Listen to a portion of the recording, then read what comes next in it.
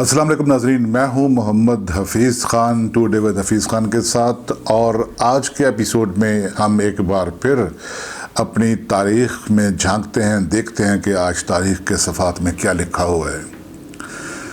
آج ہم آپ کو ایک ایسی خوش قسمت یا بدقسمت خاتون کے بارے میں بتائیں گے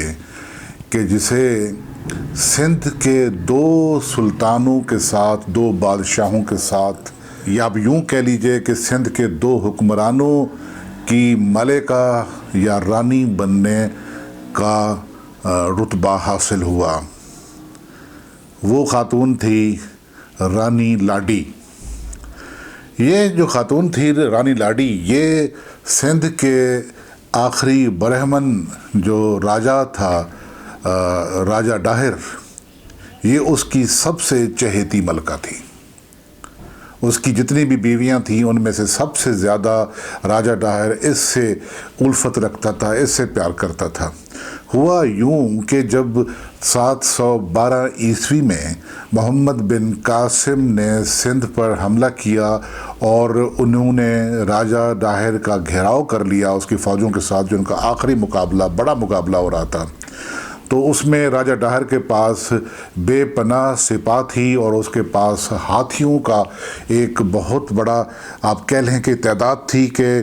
جس کے ساتھ وہ مقابلہ کرنے نکلا ہوا تھا راجہ ڈاہر کا۔ تو اس میں جو ایک بہت بڑی ندی تھی، اس کے ایک طرف راجہ ڈاہر کی فوجیں تھیں اور ایک طرف محمد بن قاسم کی فوجیں تھیں، درمیان میں کچھ علاقہ دلدلی بھی تھا۔ تو راجہ ڈاہر نے جب یہ دیکھا کہ اس کو شکست ہونے والی ہے، تو اس نے اپنی تمام رانیاں جو ایک ایک ہاتھی پر سوار تھیں، اس نے ان پر ایک ایک اپنا جو وفادار غلام تھا اس کو تلوار دے کر وہاں بٹھا دیا ہاتھی پر، کہ وہ دیکھے کہ جب راجہ ڈاہر کو شکست ہو رہی ہے اور وہ مارا گیا ہے تو وہ اپنی اپنی جو رانی اس ہاتھی پر بیٹھی ہوئی ہے اس کا سر قلم کر دے۔ یوں جب راجہ ڈاہر کا وقت آخراً پہنچا اور اسے محمد بن قاسم کے ہاتھوں شکست ہو کر اس کو موت کو وہ گلے لگانے جا رہا تھا، تو اس کے حکم کے مطابق جتنے ہاتھیوں پر اس کی رانیاں موجود تھیں ان پر تعینات کیے گئے غلام نے ان کی گردنیں اڑا دی، ماں سوائے رانی لاڈی کے۔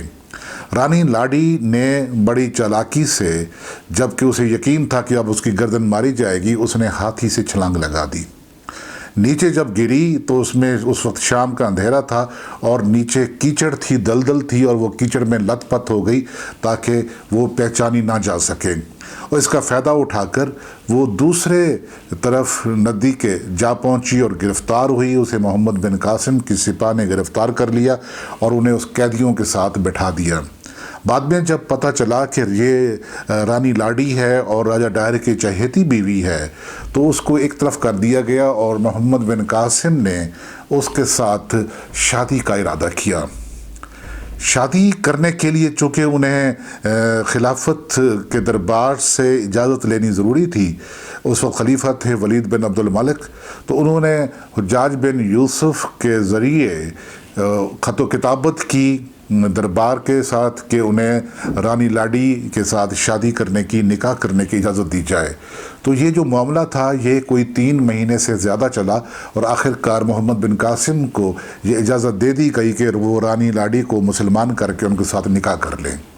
تو یہی ہوا، محمد بن قاسم نے رانی لاڈی کے ساتھ نکاح کیا اسے مسلمان کرنے کے بعد، اور یوں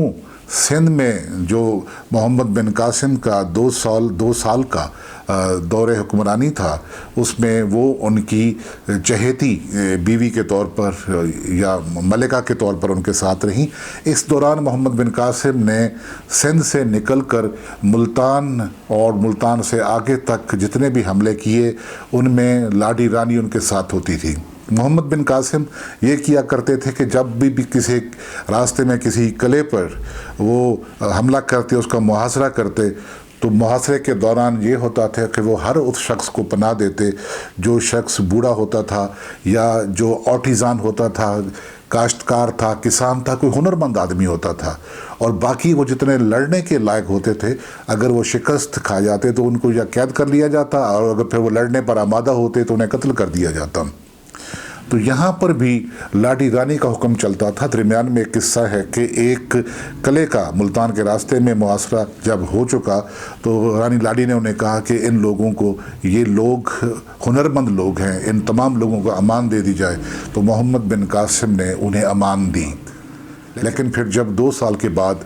محمد بن قاسم کو حجاج بن یوسف کی وفات کے بعد اچانک سے بلا لیا گیا دربار میں اور کہہ دیا گیا کہ انہیں گائے کی کھال میں وہ اپنے آپ کو سی کر وہاں بھجوائیں، اور اس دوران محمد بن قاسم کا انتقال ہو گیا اور ان کا جو یہاں عرصہ تعیناتی تھا وہ محض 2 سال رہا۔ تو یہ رانی لاڈی اس لحاظ سے بدقسمت رہی کہ جس راجہ ڈہر کے ساتھ اس کی پہلی شادی ہوئی وہ بھی مقتول ہوا،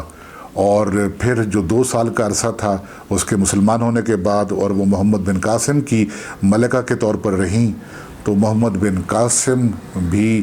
ایک طرح سے مقتول ہوئے، اور وہ دربار کی جو سازش تھی یا ان کے راستے میں جو سازشیں کی گئی تھیں ان کی نظر ہو گئے۔